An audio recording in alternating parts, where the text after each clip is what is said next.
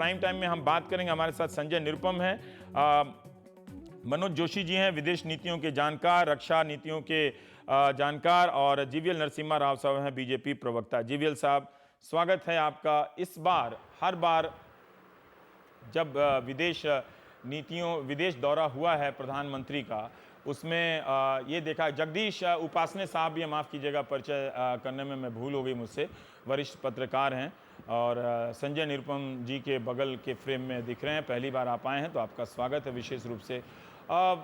GVL, मैं आपसे जानना चाहता हूं कि ये जो सवाल उठ रहे हैं प्रधानमंत्री का, और सुशांत ने जो लिखा है कि जो उनके विदेश नीति की जो गंभीरता होती है, दौरे में बहुत सारी ऐसी बातें होती हैं जो लोगों के लिए ज़रूरी होती हैं, लेकिन जो वेम्बली स्टेडियम, मेडिसन स्क्वायर जैसे स्टेडियम जो हैं, वो उसे तमाशे में बदल देते हैं, उसकी गंभीरता कम हो जाती है।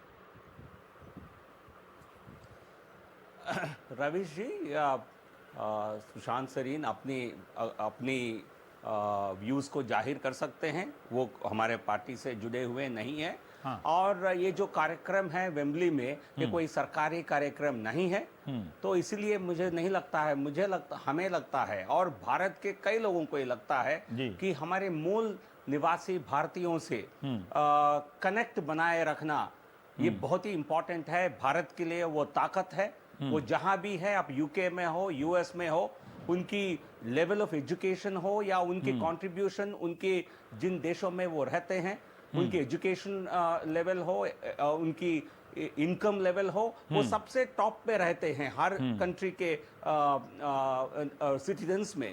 तो हमें लगता है इसलिए ऐसे हमारे लिए एक ताकत के रूप में काम हो सकता है। उनसे कनेक्ट करना, मैं समझता हूं, देश के लिए बहुत जरूरी है। उनके भी हौसले बढ़ाने के लिए जरूरी है।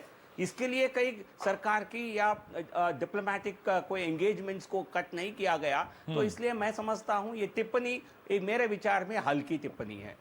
पर जीवीएल, ये भी देखिए कि जो आयोजक हैं वो सरकारी नहीं है, आप सही कह रहे हैं, लेकिन प्रधानमंत्री वहां जाते हैं। अभी एक पैटर्न सा बना है उनकी विदेश नीति का या विदेश दौरों का, एक हिस्सा तो है कि जहां भी जाते हैं 60,000, 30,000, अलग अलग चैनल अलग अलग संख्या रिपोर्ट कर रहे हैं, लेकिन 50 से 60,000 एक औसत बनता है।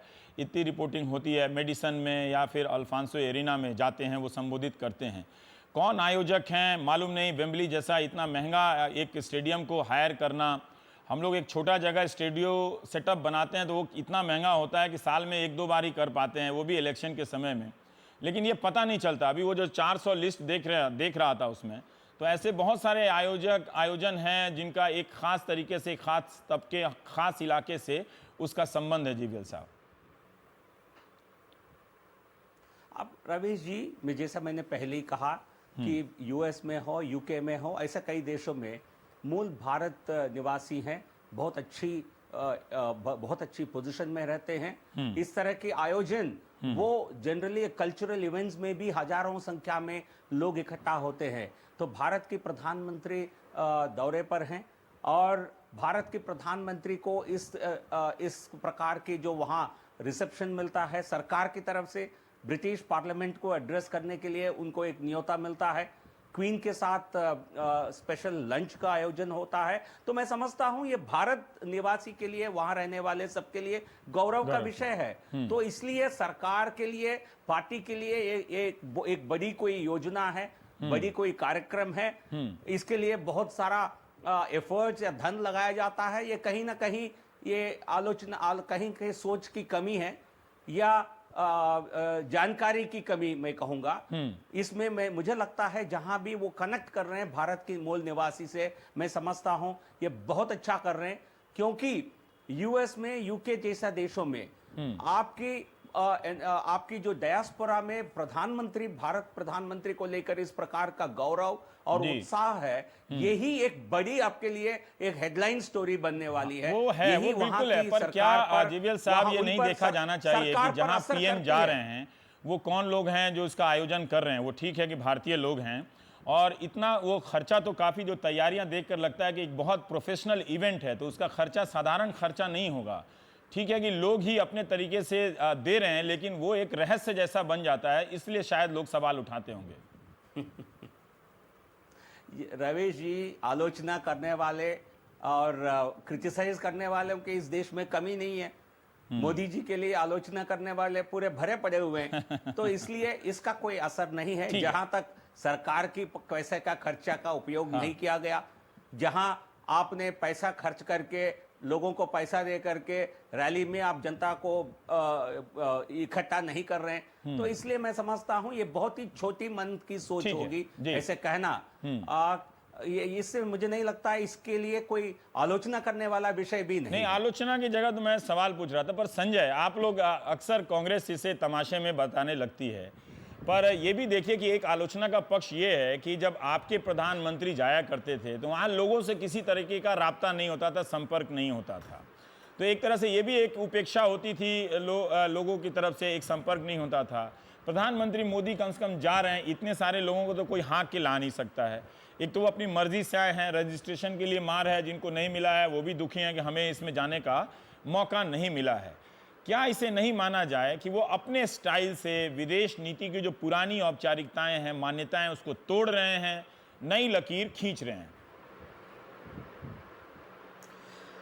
रविश, कोई दिक्कत नहीं है इस प्रकार के कार्यक्रम करने में, लेकिन मुख्य बात यह है कि जब हमारे प्रधानमंत्री किसी देश में जाते हैं तो वहां पर जाकर के दोनों देशों के बीच संबंधों को सुधारने और निवेश का वातावरण दुरुस्त करने, वही इस तो दिशा करते हैं में वो। क्या अचीव करते हैं, इस आधार पर इसका मूल्यांकन होना चाहिए। वेमली में वो भाषण दें, मेडिसन स्क्वायर पे भाषण दें, कनेक्ट करें, उससे कोई दिक्कत नहीं। लेकिन दुर्भाग्यवश मैं आपको एक उदाहरण देता हूं, उसके बाद आ जाऊंगा लंदन पे। जब नेपाल गए थे तो उन्हें 2500 किलो तो सिर्फ क्या बोलते हैं उसको, सैंडलवुड जो होता है उसका उसका यज्ञ लाल कराया चंदन, था। हाँ। पूरा नेपाल के लोग, काठमांडू के लोग सड़कों पर उतर आए थे। हुआ कि जबरदस्त कनेक्ट हो गया। अब आज नेपाल और भारत के रिश्ते की क्या स्थिति है? इतना खराब आज तक भारत और नेपाल का रिश्ता नहीं होता जितना मोदी जी के देख रेख में, मोदी जी के नेतृत्व में हो रहा है। तो ऐसे में जब ये अमेरिका गए तो बोले इतना इन्वेस्टमेंट आ रहा है, चाइना गए इतना इन्वेस्टमेंट आ रहा है, जापान गए इतना इन्वेस्टमेंट आ रहा है। मैं सवाल पूछता हूं, सचमुच कितना इन्वेस्टमेंट आया है? बीजेपी और सरकार इसको बताए। अरुण जेटली जी पिछले दिनों एफडीआई के संदर्भ में बोले कि 40% बढ़ गया। सच यह है कि 23 से 26% बढ़ा है। दूसरी बात ये एफडीआई इक्विटी है, मेक इन इंडिया, या जिन विदेश दौरों पे प्रधानमंत्री गए उन विदेश दौरों का फलीभूत होकर के कोई नया कोई इन्वेस्टमेंट इंडिया में आया, ऐसा नहीं है। तो अंततः विदेश दौरे से, प्रधानमंत्री के विदेश दौरे से भारत को अंततः कुछ लाभ हो रहा है, ये दिख नहीं रहा है। हाँ, मोदी जी चमक रहे हैं, मोदी जी रॉक स्टार की भूमिका में हैं। मोदी जी 600 कलाकारों को बुला करके 60,000 लोगों के बीच अपना भाषण दे रहे हैं। ये सारी बातें हो रही हैं और इसी बीच कभी कभी भारत के मुंह पे कालिक भी पोत देते हैं। पहली बार एक ऐसा प्रधानमंत्री हम देख रहे हैं इस देश में जो विदेशों में जाके भारत देश के मुंह पे कालिक पोतता है। क्या बात करते अब हैं? ऐसे प्रधानमंत्री के विदेश दौरे का अगर मूल्यांकन करेंगे तो निश्चित तौर पर मुझे दिखता है कि बहुत कुछ मिल नहीं रहा है हमको। हाँ, प्रधानमंत्री चमक रहे हैं। ठीक है मनोज जी, जो अभी संजय कह रहे थे कि निवेश का और ये जो तरीका है शो का, जैसे पूरा एक शो कहा जाता है, भव्य आयोजन है, अभी लाइव तस्वीरें भी आ रही हैं, उसके संदर्भ में क्या एक दर्शक के नाते मैं भी जानना चाहता हूं कि ये जो करार होते हैं क्या एक ही दिन में आ जाते हैं? $22 बिलियन का करार चीन के साथ हुआ, कोई $15 अरब का करार या 9 बिलियन पाउंड का करार लंदन के साथ हुआ। तो ये सब तो पैसे चरणों में आते होंगे, कोई ऐसा नहीं है कि एक दिन में आ जाते होंगे। लेकिन क्या आप अलग करके देख पाते हैं क्या कि उनके दौरे का जो पहला दिन बीतता है काफ़ी कामकाज में, फिर दूसरा दिन ये जो बीतता है भाषण में, रंगारंग कार्यक्रम में? देखिए, ये है कि मोदी जी की अपनी एक स्टाइल है। ये एक तमाशा जो है ये उसके साथ चलता है। पर जीवीएल ने इसे जनसंपर्क कहा कि वहां जो लोग रह रहे हैं उनसे जनसंपर्क आप जरूर कह रहे हैं। हाँ, मैं 2 साल अमेरिका में एक हिंदुस्तानी अखबार का नुमाइंदा था, वहां रहा हूं और वहां जो डायस्पोरा है उनके साथ मेरा संपर्क रहा है। जहां तक मैंने देखा, उनको जहां तक कि तमाशा है उसके, वहां पे सब कोई पार्टी है, एम्बेसडर बुलाए, वहां सब पहुंच जाएंगे। पर जहां तक कि भारत दूर से जो है देशभक्ति जारी रहेगी। पर आप अगर देखें, अगर निवेश की बात करें या कोई इन्वेस्टमेंट की बात करें, तो आप देखें तो जो हमारा मजदूर जो है वो वेस्ट एशिया में है, $75 अरब हर साल भारत में भेजता है। आप ये पता करिए कि जो पैसा आ रहा है भारत में रिमिटेंस के तौर से कहां से आता है? ये इन लोगों से नहीं आता है, ये यूके से नहीं आता है, ये अमेरिका से नहीं आता है, नहीं आता है। आप कह रहे हैं कि अरब से आता बिल्कुल है, नहीं अरब आता। देशों ये से। अरब खाड़ी से आता है, और गरीब जो सबसे लोअर स्ट्राटा का जो मजदूर है उनसे आता है। उनसे आता है। अच्छा, उसकी कौन सुनता है? तो यहां पे जो तमाशा है, ठीक है, तमाशा अच्छी चीज है, पर मैं यही कहना चाहता हूं कि अगर कल बांग्लादेश के प्रधानमंत्री यहां आए और यहां बांग्लादेशियों का एक ऐसा मेला रैली हो, करना चाहें, नेपाल से आए, और आप जानते हैं, आप दिल्ली वासी हैं, मैं दिल्ली वासी हूं, यहां पे बांग्लादेशियों की बड़ी संख्या है, नेपालियों की बड़ी संख्या है, और इसी तौर से, और कई बार हमने ये देखा है, अब मैं तो ये नहीं कह सकता हूं क्योंकि प्रधानमंत्री का भाषण अभी होगा, पर और जो भाषण इनके हो चुके हैं, वहां पर भाषण में एक राजनीतिक लाइन होती है। लाइन भी पर मनोज जी रही एक है। बात बताइए कि ठीक है कि उसमें तमाशे का एंगल है, ये जानना चाहिए लोगों के कौन लोग आयोजक हैं, वही लोग आयोजक हैं, वो कौन आयोजक है जो हर जगह, अभी किसी चैनल पे किसी मनोज लाडवा का इंटरव्यू देख रहा था कि वो हर जगह वही आयोजक होते हैं।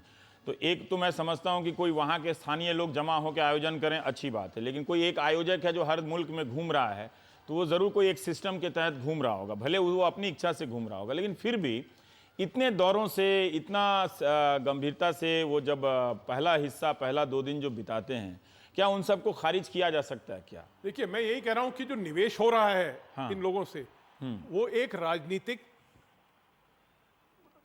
पॉइंट ऑफ व्यू से हो रहा है, मतलब वो एक वो पॉलिटिकल इन्वेस्टमेंट हो रहा है। जो ये लोग जो वहां के जो हमारे भारतवासी हैं, भारतीय मूल के लोग हैं, उनसे जो निवेश हो रहा है भारत में, वो एक आइडियोलॉजी की ओर एक निवेश हो रहा है, और उसी निवेश का जो है आप ये उदाहरण एक देख रहे हैं।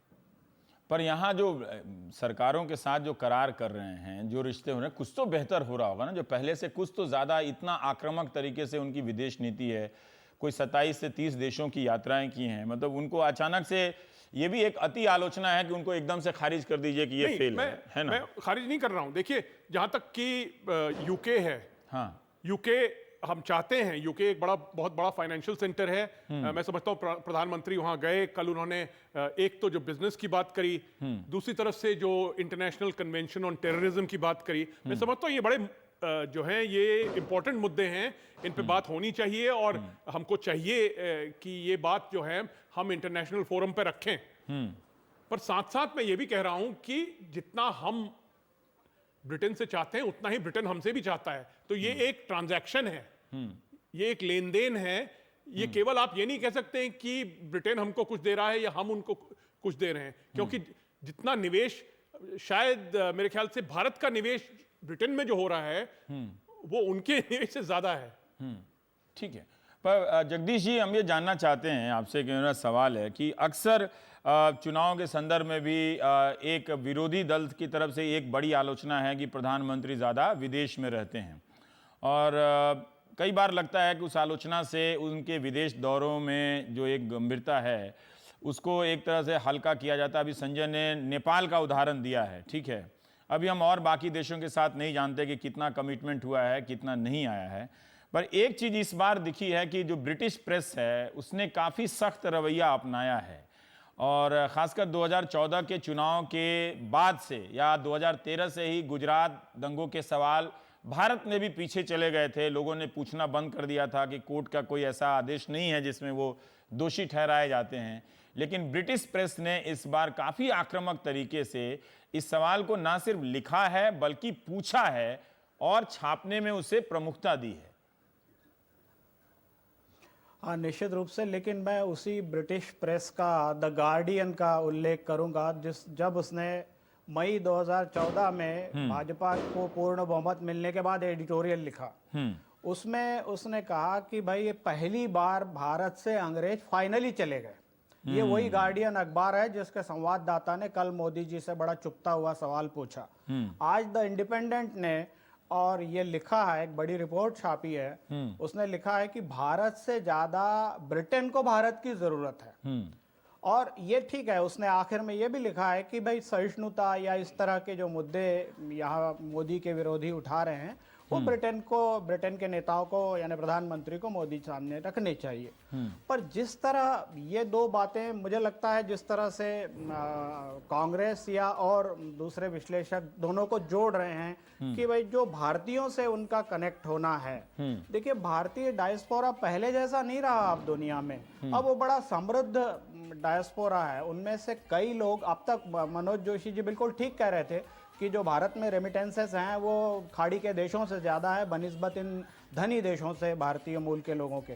तो मुझे लगता है मोदी चाहते हैं कि वो, उससे पहले अमेरिका में भी जब दौरे पर गए थे उन्होंने भारतीयों से अपील की थी कि वो इन्वेस्ट करें, और बड़ी बड़ी कंपनियां लोग वहां चला रहे हैं। टाटा मोटर्स तो वहां गया है, लेकिन पहले से जो लोग वहां गए हैं बड़ी बड़ी कंपनियों के मालिक हैं। और खासतौर पे डिजिटल इंडिया में और डिफेंस के मॉडर्नाइजेशन में, स्मार्ट सिटीज में इस समुदाय का बड़ा उपयोग हो सकता है। कनेक्ट करने में बुरा क्या है? मोदी जी को चुनाव थोड़ी लड़ना है वहां पर भाई, वो शेयरिंग का जगदीश जमाना जी, इस है। समुदाय अगर का मोदी कैसे जी उपयोग हो अपनी सकता है? मैं ये जानना चाहता हूं जगदीश जी, ये सब व्यक्तिगत संगठन हैं, कहीं छोटे छोटे ये तो निवेशक नहीं है, कंपनी नहीं है। हिंदू कल्चरल सोसाइटी या फिर वहां जो रहने वाले लोग हैं वो निवेशक नहीं है, कंपनी नहीं है, वहां रहते हैं तो अपनी धार्मिक या सामाजिक सांस्कृतिक जरूरतों के लिए गोलबंद होते हैं। हम सब अपना अपना संगठन बनाते हैं छठ पूजा के लिए से लेकर स्वामी नारायण पूजा के लिए। तो इनको आप निवेशक में कैसे इतनी आसानी से आप बदल दे रहे हैं? नहीं, मैं उन आयोजकों की बात नहीं कर रहा। हाँ। आयोजक संस्थाओं में हिंदू नाम कई संस्थाओं का मिलेगा। हाँ। और उनका आपको आरएसएस या हिंदूवादी ताकतों से कोई संबंध नहीं मिलेगा। हाँ। दिक्कत यह है मैंने नाम नहीं लिया हिंदूवादी ताकतों का, मैंने ये इस संदर्भ में नाम लिया कि ये सब सामाजिक सांस्कृतिक संगठन है और धार्मिक संगठन है, ये कंपनियां नहीं है जो निवेश कर सकती। आयोजक, हाँ बिल्कुल ठीक कह रहे हैं आप, एकदम मैं सहमत हूं आपकी बात से। लेकिन जो इतने बड़े आयोजन में जो मैसेज एक प्रधानमंत्री देता है अपनी कम्युनिटी को, अपने देश से गए हुए लोगों को, वो सब तक पहुंचता है। उसमें वो लोग हैं जो आयोजक तो सिर्फ आयोजक कर रहे हैं, उन्होंने तो एक ऑर्गेनाइज किया हुआ है इवेंट, और उसको आप तमाशा कह ले चाहे जो कह ले, लेकिन मैसेज देखिए, मेरा मानना है कि मोदी बहुत ही खूबसूरती से अपनी आइडियाज को प्रमोट कर रहे हैं, शेयर कर रहे हैं। अगर उससे कुछ भी देश को हासिल होता है तो उसमें बुरा क्या है? बुरा क्या है? जो समझौते इन देशों के साथ हो रहे हैं, उन देशों में पहले बोलेंगे, तुरंत तो आने वाला नहीं है।